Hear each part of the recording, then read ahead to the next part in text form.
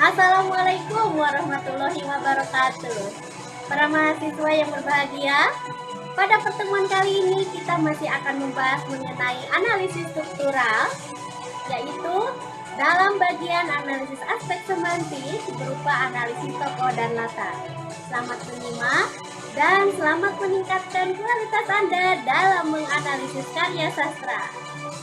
Nah, bagaimana cara menganalisis tokoh dan penokohan? Yang pertama, Anda harus merinci dulu setiap tokoh-tokohnya, baik itu nama, benda, ataupun yang lainnya.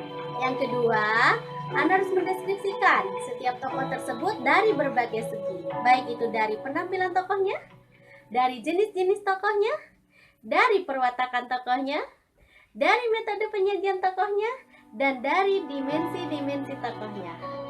Dan jangan lupa, mohon menyertakan kutipan dari karya sastra yang dianalisis. Nah, baiklah, kita membahas dulu apa itu tokoh ya. Apa? Coba tokoh itu. Apa juga penokohan? Nah, Anda kenal kan tokoh? Tahu? Anda sangat tahu. Ya, baiklah, tokoh itu apa? Ayo. Peran. Benar, peran. Apalagi? Artis? Ya, bisa. Artis itu tokoh, begitu ya. Apalagi? Tokoh berkaitan dengan apa lagi? Tadi betul, peran ya. Apalagi? Karakter. Ya, bagus. Apalagi? Baiklah, kita lihat ya. Tokoh itu adalah pelaku yang mengemban peristiwa dalam cerita fiksi, sehingga peristiwa itu mampu menjalin suatu cerita. Nah, menurut Aminuddin, penokohan itu cara pengarang menampilkan tokoh tersebut.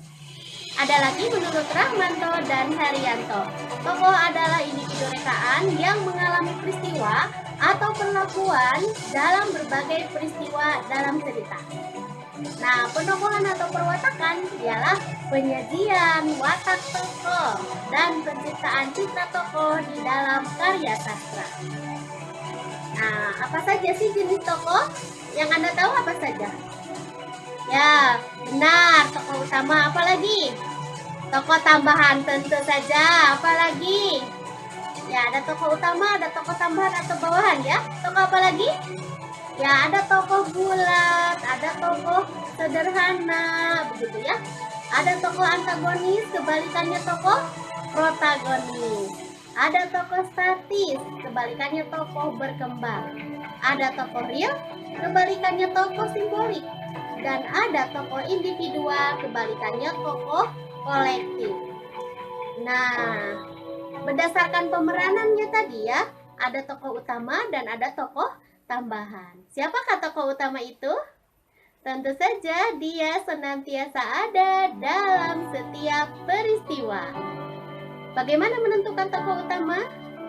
Nah, biasanya tokoh yang paling banyak berhubungan dengan tokoh lain. Kemudian, tokoh yang paling banyak dikisahkan oleh pengarangnya. Dan tokoh yang paling banyak terlibat dengan tema cerita. Tokoh utama boleh lebih dari satu orang ya, tergantung tema ceritanya. Nah, selain tokoh utama yaitu tokoh tambahan. Nah, ada lagi dari segi kualitasnya ya. Tokoh itu ada tokoh sederhana atau tokoh yang bagaimana? Datar wataknya ya. Itu tokoh yang kurang mewakili personalitas manusia secara utuh. Jadi hanya ditonjolkan satu sisi kehidupan saja. Jadi tokoh itu hanya baiknya saja atau buruknya saja, maka dia itu disebut dengan tokoh yang sederhana.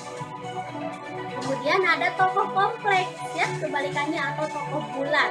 Nah, ini tokoh bisa dilihat dari semua sisi kehidupannya. Jadi biasanya kalau digambarkan tokoh itu kadang-kadang dia baik, tapi dia juga punya sisi buruk gitu. Sebagaimana manusia ya, punya kekurangan, punya kelemahan. Nah, itulah yang disebut dengan tokoh yang kompleks gitu ya. Nah, ada lagi tokoh protagonis atau tokoh ini bagaimana? Yang sesuai dengan kemauan kita sebagai pembaca begitu ya. Nah, kalau tokoh antagonis biasanya tidak mendapat simpati dari pembaca. Anda boleh menyatakan tokoh antagonis itu jahat begitu ya. Nah, tokoh antagonis ini beroposisi dengan tokoh protagonis, baik secara langsung ataupun tidak langsung, dan juga bisa bersifat fisik maupun bisa bersifat batin. Nah, ada lagi tokoh berdasarkan kriteria berkembang ada tidaknya itu adalah tokoh statis, kebalikannya tokoh berkembang. Nah, tokoh statis ini hampir mirip tadi ya dengan tokoh sederhana gitu. Jadi seperti tetap begitu ya perwatakannya. Jadi seperti satu sisi. Nah, tetapi ini perbedaannya, tokoh statis ini tokoh yang tetap, tidak berkembang, tidak esensial, tidak mengalami perubahan begitu. Perkembangan watak dari awal sampai akhir itu tidak berubah. Kalau baik-baik saja, kalau nurut-nurut saja begitu ya, atau sebaliknya. Nah, kalau tokoh berkembang, ada dia mengalami perubahan atau perkembangan perwatakan sejalan dengan perkembangan peristiwa yang dikisahkan.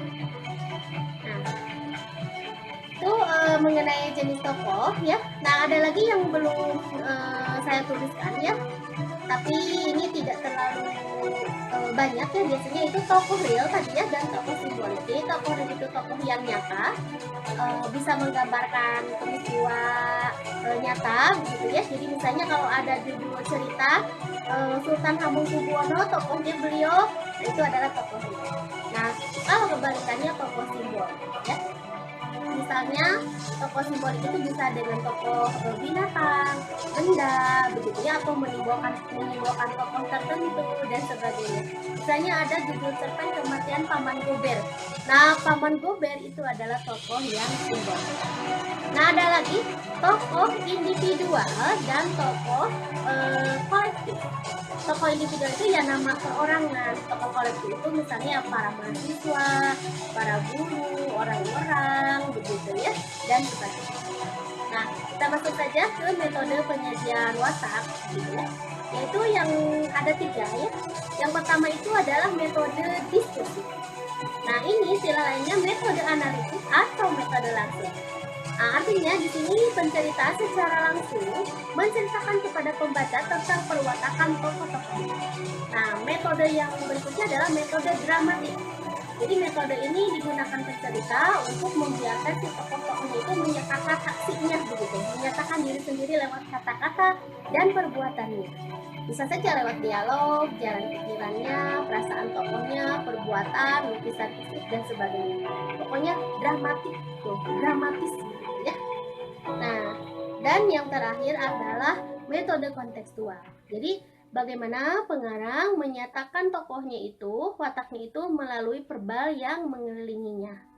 Nah, bisa saja melukiskan watak tokoh itu dengan menggambarkan lingkungannya begitu, yang mengelilingi tokoh. Misalnya kita tahu orangnya itu rapi dan sebagainya, itu terlihat dari kamarnya, rumahnya begitu ya. Dia orangnya disiplin terlihat dari tempat kerjanya atau di mana saja tokoh itu berada. Yaitu metode kontekstual. Ya, kita lihat dimensi tokoh ya, menurut Harimawan itu adalah dimensi fisiologis. Nah, kemudian dimensi sosiologis dan dimensi psikologis ya. Nah, dimensi sosiologis itu status sosial atau pekerjaannya, pendidikannya dan sebagainya ya, hobi, aktivitas sosial dan sebagainya. Kalau fisiologis itu usia, jenis kelamin, keadaan tubuh, ciri-ciri muka, begitu ya, dan sebagainya. Nah, kalau psikologis itu lebih kepada temperamennya, mentalitasnya, moralitasnya, intelijensinya. Nah, itu bisa Anda gambarkan juga, deskripsikan juga dalam sebuah karya. Ya. Nah, ini adalah beberapa contoh perwatakan dan keserasiannya dengan penampilan fisiknya. Nah, kalau Anda lihat, orang yang kurus begitu ya. Nah, ataupun langsing gitu ya, atau ektomorfik gitu ya. Nah, biasanya orang itu sensitif, tapi intelek gitu ya, religius dan tapi cenderung menyendiri. Nah, jadi kalau Anda ingin melihat ciri-ciri fisik secara langsung gitu ya, Anda lihat. Kalau ingin yang intelek, pilih yang kurus gitu ya. Nah, yang kedua, kalau orangnya itu atletik itu seperti apa ya? Atletik gitu, kekar, sempurna gagah begitu ya, sportif atau atletis begitu ya. Nah, dia itu cenderung orangnya aktif. Nah, aktif, energetik gitu ya. Kurang religius gitu ya. Senang mencari prestasi dan sangat agresif. Nah, itu orang-orang yang seperti Anda melihatnya gagah begitu ya. Nah, bisa saja penampilan fisik orang itu besar, atau gemuk begitu ya. Itu disebut dengan endomorfik begitu. Atau si perwatakannya itu selalu bergembira begitu ya. Nah, itu biasanya temperamennya suka hal yang menyenangkan, sentimen dan mudah bergaul. Nah, silakan begitu ya. Jadi untuk pemeranan watak itu biasanya penggambarannya itu cocok begitu ya. Fisiknya A, temperamennya A. Nah, ini boleh Anda mempelajari. Nah, sekarang kita masuk ke dalam analisis latar. Sama dengan analisis tokoh, dalam menganalisis latar harus merinci latarnya dulu, mendeskripsikan dan menyertakan kutipannya. Nah, ada 3 kategori latar menurut Rahmanto dan Haryanto, yaitu latar tempat, ya, berhubungan dengan masalah geografi, latar waktu berkaitan dengan masalah historis, dan latar sosial berkaitan dengan kehidupan kemasyarakat. Nah, latar juga kalau dilihat latar waktu itu bisa detail ya. Waktu ini ada detiknya, menit, jam, hari, mungkin abad dan sebagainya. Mungkin juga waktu yang lampau begitu ya. Nah, mungkin juga waktu yang memang akan datang. Nah, begitu ya. Nah, kemudian ada juga latar itu berkaitan dengan tempat dan luar. Tempat itu bisa saja nama tempat, desa, kota.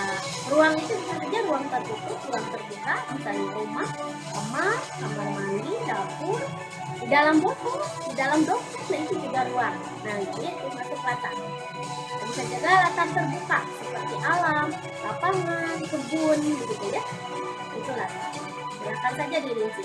Ada juga latar sosial, yaitu lingkungan masyarakat. Misalnya lingkungan masyarakat petani, nelayan, masyarakat pegawai, dan sebagainya. Latar juga menurut Sugi Hasushi itu ada latar fisik begitu ya. Ada juga latar material, yaitu meliputi tempat, waktu, dan fisik begitu ya di sekitar tokoh cerita. Ada juga latar spiritual. Nah, latar ini memang latar fisik begitu, tetapi menimbulkan dugaan atau tautan pikiran tertentu. Nah, juga tadi ada latar sosial. Nah, ini hampir sama ya dengan latar yang tadi. Nah, Anda boleh membaca rujukannya. Bukan boleh lagi ya, tapi Anda harus membaca rujukannya. Ada buku Anirul Suyatna menjadi aktor, kemudian Aminuddin pengantar apresiasi sastra, Harimawan dramaturgi, Nurgiantoro teori pengkajian fiksi, Rahmanto dan Haryanto mahir pokok cerita rekaan dan drama, juga Sugi Hasushi ini mengenai kritik sastra feminis. Di dalamnya ada mengenai analisis.